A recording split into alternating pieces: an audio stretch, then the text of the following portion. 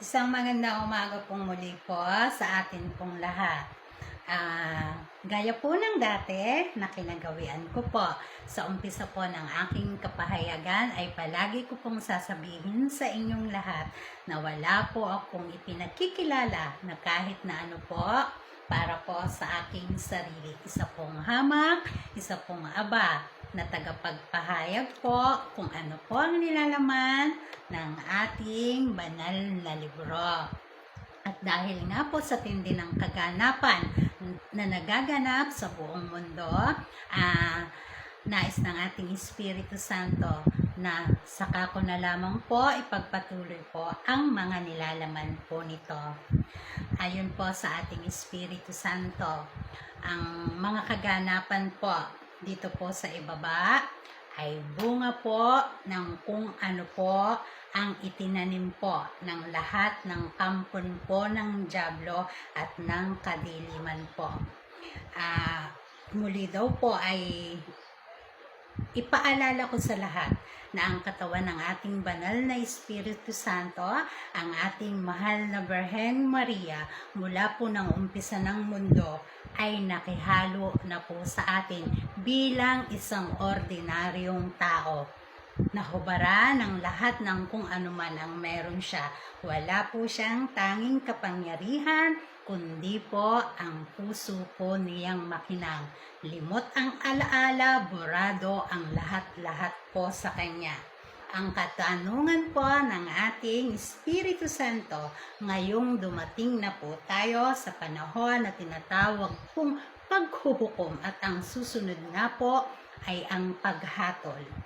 Ito po ang katanungan ng ating Espiritu Santo sa atin pong lahat. Ngayong nasa panahon na tayo ng paghuhukom, ano daw po ang ginawa natin o hindi natin ginawa sa ating mahal na Birhen Maria, sa katawan po ng ating banal na Espiritu Santo.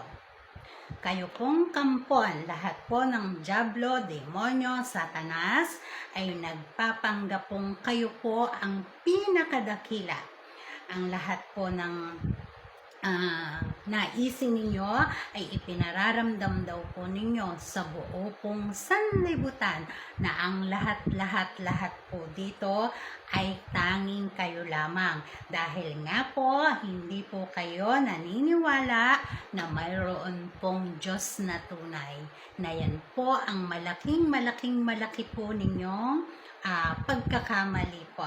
Dahil sa kabila po ng lahat na ang katawan ng Espiritu Santo ay walang taglay na kapangyarihan, mayroon pong Espiritu Santo sa ating lahat ay nakatunghay. Ang lahat po ng kaganapan, kaguluhan, kasamaan, paghihirap, gutom, karamdaman, at ang mga sinasabi pong itinala na ngayon ay nangyayari na, ay ang nagtakda po niyan ay hindi po ang ating Espiritu Santo, kundi po kayo rin po lamang. Ang mga nakatakdang palatandaan ng wakas ng mundo ay kayo din po ang lumikha niyan, dahil kayo rin po ang nagbibigay ng katuparan po. Bagamat ang lahat ay pumanaw, ang Espiritu pong sumasa inyo ay palaging ang Espiritu po ng kasamaan, ang pagiging satanas at demonyo, na ang hangarin po ninyo ay palaging kayo po ang mangibabaw. Ang malaki pong kamalian na yan ay hindi po ninyo alam na mayroon pong totoo pong Diyos na tunay. At sa paghahangad nga po ninyo na makuha ninyo ang kapangyarihan kahit na sa anumang paraan. Tandaan daw po ninyo na wala pong Diyos na humihingi po na ipagtayo nyo siya ng pinakamagara, pinakasikat o pinakabonggang templo. At alayan siya ng pinakamaringal kahit na anong uri yan, hayop man yan o tao, walang totoong Panginoon po na humihingi ng alay na kailangan pong kumitil po ng buhay. Kahit po yan ay langgam, kahit po yan ay kulisap, ulamok, ang lahat po ng mayroon pong buhay ay napakahalaga po sa atin pong Diyos na kataas-taasan. Hindi po kailangan ng tunay na Diyos ng kahit na ano mula po sa atin. Isang bagay lamang po ang hinihingi niya po sa atin. Yan po ay yung may matutuluyan siya. Isang puso pong malinis. Yan po ang templong hinihingi sa atin ng ating Espiritu Santo upang ang bawat isa po sa atin ay siya po ay makatuloy at sa pagdating po ng ganitong katinding salot na pinapalagana po ng kampunpunang dilim ay kayo po ay kanyang maabot.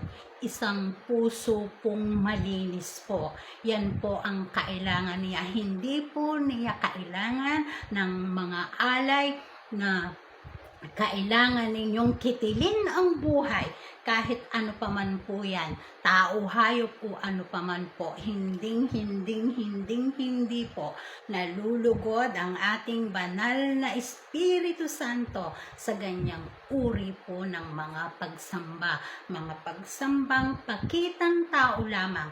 Ang inyo daw pong mga batas, ang lahat daw po ng inyong mga panuntunan ay tanging kayo lang din daw po ang nag-akda niyan. Dahil ayon sa banal na Espiritu Santo, taliwas na taliwas po sa pamantayan po ng Diyos na tunay, ang patakaran po, ang inyo pong sinusundan po na pagkilala po sa Kanya, dahil ang lahat daw po ng mga ritual o anumang uri ng papuri at parangal na ginagawa ng buong sanlibutan ito ay pawa daw pong mga paimbabaw lamang. Ang Diyos po, ang lahat ay nasa Kanya. Wala po siyang hinihingi na kahit na ano maliban po sa malinis pong puso.